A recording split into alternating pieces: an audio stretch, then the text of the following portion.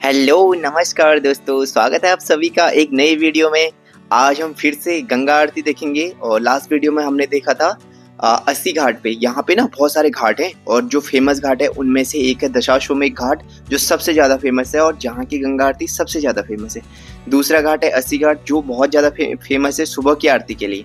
तो सुबह की आरती भी हम देखेंगे। हमने शाम की आरती देखी थी लास्ट वीडियो में, अभी सुबह की आरती। तो बनारस में तो आरती देख रहे हैं अभी, बहुत ज़्यादा अच्छा लग रहा है। तो मैं हूँ आपका होस्ट एंड दोस्त जितेंद्र नेगी और स्टार्ट करते हैं आज की वीडियो और चलते हैं दशाश्वमेध घाट की तरफ। देखो, दशाश्वमेध घाट पे शाम के बज चुके हैं 4 और 6:30 बजे के आसपास आरती स्टार्ट होती है। धीरे धीरे लोग यहाँ पे बैठना स्टार्ट हो गए हैं क्योंकि यहाँ पे बहुत ज़्यादा भीड़ रहती है। तो फर्स्ट पहले आओ और पहले पाओ और पहले सीट आपको आगे मिल जाएगी। तो अभी सीट खाली है तो फटाफट से मैं भी चलता हूँ और बैठ जाता हूँ आगे की तरफ। देखो, साफ सफाई पूरी हो चुकी है, शाम की आरती की तैयारियां बस चल रखी हैं। सामने देखो जो नाव है ना, यहाँ पे भी आप 100 रुपये दे के यहाँ पे भी आप बैठ के आरती देख सकते हो सामने की तरफ से। देखो, सारे लोग अभी धीरे धीरे आना स्टार्ट होंगे। तो जितनी जल्दी आप आओगे ना, आप आगे आगे की सीटों में बैठ सकते हो, जहाँ से देखने में मजा ही कुछ और है। क्योंकि फिर अगर भीड़ होती ना तो फिर पीछे से देखना पड़ता है और फिर उतना मजा नहीं आता, अच्छे से दिखता नहीं है। तो आज मैं बैठने वाला हूँ आगे से। तो चलिए स्टार्ट करते हैं आज की वीडियो और फिलहाल आपको दिखाता हूँ कुछ टाइम लैप्स के मजे लीजिए। और भीड़ देखो स्टार्ट हो गई है आना, तो तब तक आप टाइम लैप्स के मजे लीजिए, उसके बाद स्टार्ट हो जाएगी आरती।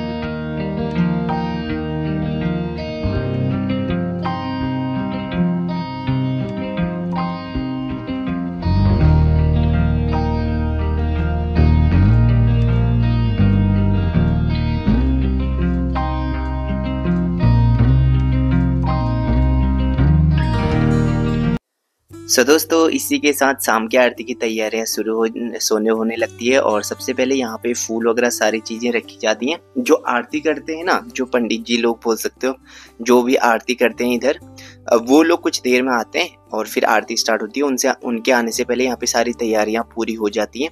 फूलों से सजाया जाता है, दीप और लाइटिंग पूरा हो जाता है यहाँ पे। और ये सारे लोग यहीं पे काम करते हैं दशाश्वमेध घाट पे। और भीड़ देखा, अभी तक कोई नहीं आया था। अब जैसे जैसे शाम हो रही है ना, आरती का टाइम नजदीक आ रहा है, भीड़ बढ़ने लगी है। और फिर बाद में तो हद से ज्यादा भीड़ हो जाती है। जब हम सबसे पहले दिन आए थे ना बनारस में, हम सबसे पहले दिन आए थे, हम शाम को पहुंचे थे। तो हम सबसे पहले मतलब दशाश्वमेध घाट भी आरती देखने आए थे। तो आज मैंने सोचा कि यार आपको मतलब अच्छे से दिखा दिया जाए स्टार्टिंग से ही। उस दिन मैं अच्छे से दिखा नहीं पाया, तो मैं लेट में आया था। सो इसीलिए मैंने सोचा कि आज आपको स्टार्टिंग से दशाश्वमेध घाट की मुख्य गंगा आरती दिखा दिया जाए। और देखो, ये जो लोग आ रखे हैं ना धोती पहन के, यही लोग यहाँ पे आरती करते हैं। अभी शाम का टाइम भी अब हो चुका है आरती का। देखो, मैं 4 बजे आया था, अभी 6:30 होने वाला है। और इतना टाइम हम बैठे थे एक ही जगह पे, तभी हमारा नंबर आया आगे बैठने का। सो दोस्तों, इसी के साथ शाम की आरती की तैयारियां पूरी हो चुकी हैं और कुछ ही देर में यहाँ पे आरती स्टार्ट हो जाएगी। और अभी यहाँ पे सारी मतलब फाइनल टच दिया जा रहा है आरती से पहले। और अभी जो नीचे दीपक रखे हैं ना, इनको भी जलाया जाएगा और काफी खूबसूरत सा रहेगा यार। तो आप वीडियो में लास्ट तक बने रहना और वीडियो को लाइक शेयर सब्सक्राइब जरूर करना यार। मतलब एक लाइक तो कर ही देना, जितने व्यू आते हैं ना उतने लाइक नहीं आते, तो एक लाइक जरूर से कर देना यार। आपका लाइक ना मोटिवेट करता है मुझे वीडियोस डालने के लिए। तो मैं उम्मीद करूंगा कि आप एक लाइक जरूर करेंगे वीडियो को। और इसी के साथ अब आरती प्रारंभ होने वाली है कुछ ही देर में, सायंकाल की।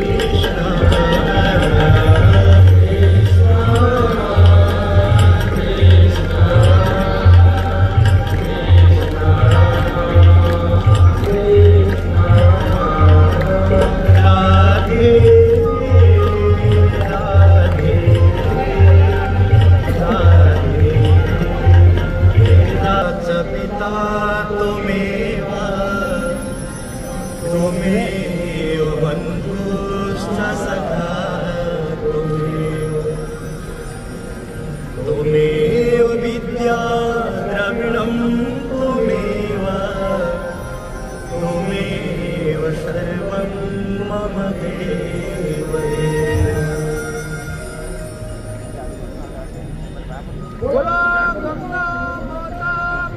जय। अजदी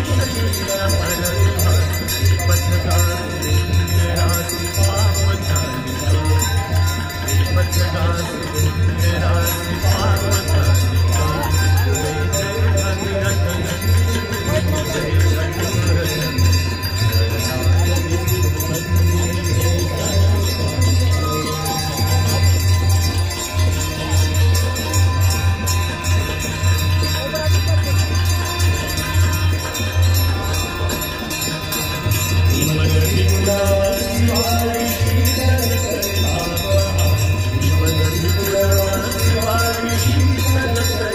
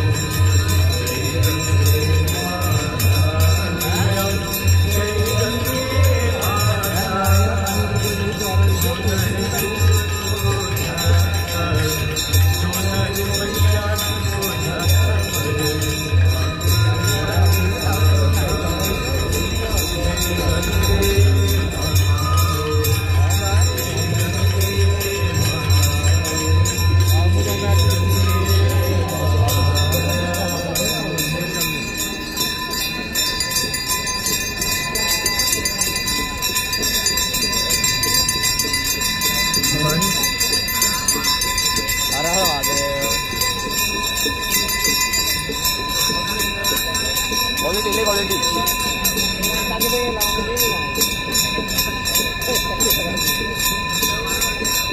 वाराणसी हाँ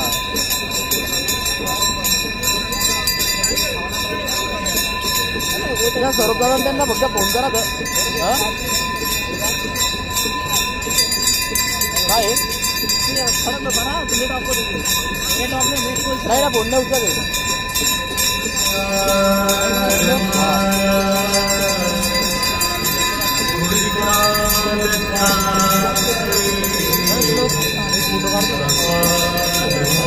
फोन नाही ना साईकडे